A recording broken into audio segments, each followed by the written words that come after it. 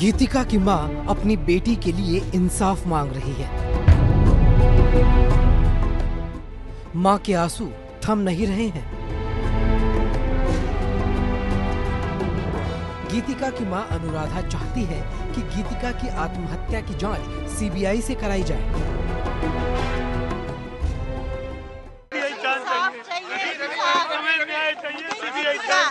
मुझे गीतिका शर्मा का इंसाफ चाहिए, सीबीआई जांच चाहिए, मुझे सीबीआई जांच चाहिए, मुझे गीतिका का इंसाफ चाहिए।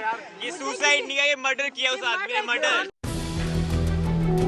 गीतिका ने अपने सुसाइड नोट में हरियाणा की कांग्रेस सरकार में गृह राज्य मंत्री रहे गोपाल कांडा और MDLR की मैनेजर अरुणा चड्ढा पर परेशान करने का आरोप लगाया था। मैं आज खुद को खत्म कर रही हूँ क्योंकि मैं अंदर से टूट चुकी हूँ।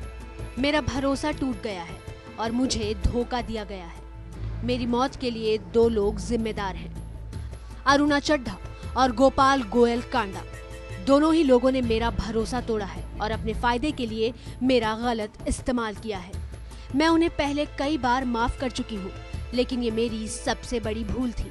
गोपाल गोयल ने पहले भी मुझे ठेस पहुंचाई थी और मुझे और मेरे परिवार को नुकसान पहुंचाया था, लेकिन हमने उसे माफ कर दिया था। लेकिन उसने फिर से हमारे सीधेपन और भरोसे का गलत फायदा उठाया। वो एक धोखेबाज और जालसाज है।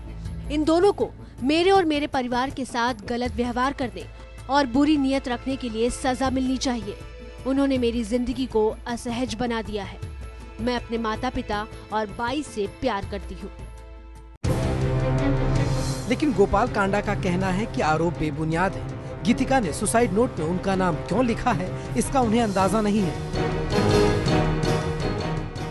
ये एलिगेशन जो लगाए हैं, मुझे इसमें कहीं भी सच्चाई नजर नहीं आ रही और करीब 2 महीने से तो मैं आपसे बिल्कुल सच्चाई के साथ बोल रहा हूँ कि इसने सिंगल कॉल मुझे या मैंने इससे बात भी नहीं की, क्योंकि ये अपनी स्टडी में बिजी थी और मैं अपनी पॉलिटिक्स में। वैसे भी जो लोग काम करते हैं, रिलेशन अलग है, कोई मेरा पुराना एम्प्लॉई है उसके साथ मेरी फैमिली के, पर मेरी फैमिली के रिलेशन के अलावा मैं उनसे ऑफिस की बात नहीं टच में रहता कभी।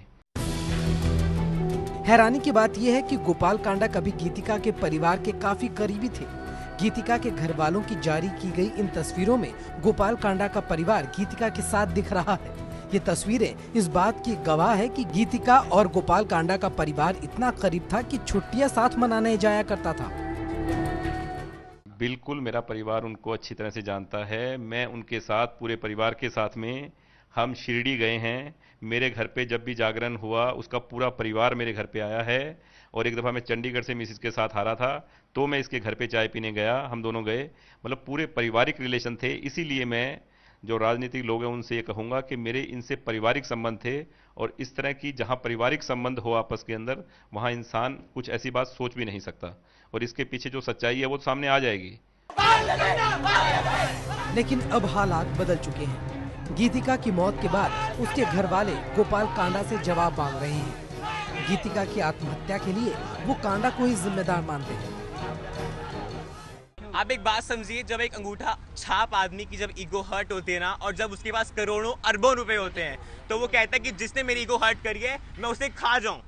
ये बस वो खा गया उसे, और कोई बात नहीं है। अगर इतनी सी भी कोई गलत बात मेरी बहन ने करी होती ना, मैं उसके चेहरे से पढ़ सकता था, उसके चेहरे से। वो मेरे इतने पास थी। ये मामला अब हाई प्रोफाइल हो चुका है। महिला आयोग भी इस मामले की जांच कर रही है। वो दिल्ली के अशोक विहार में गीतिका के घर भी गए।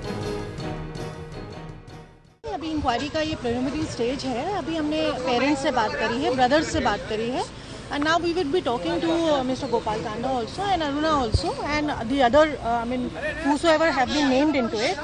जब हम बात कर लेंगे, रिपोर्ट सबमिट करेंगे, आपको पता चलेगा। We'll not be able to, कल हम फिर से एक मरतबा आएंगे बिकॉज उनको थोड़ा पार्ट पे जाना है। Let the inquiry finish, then only I'll be able to tell you.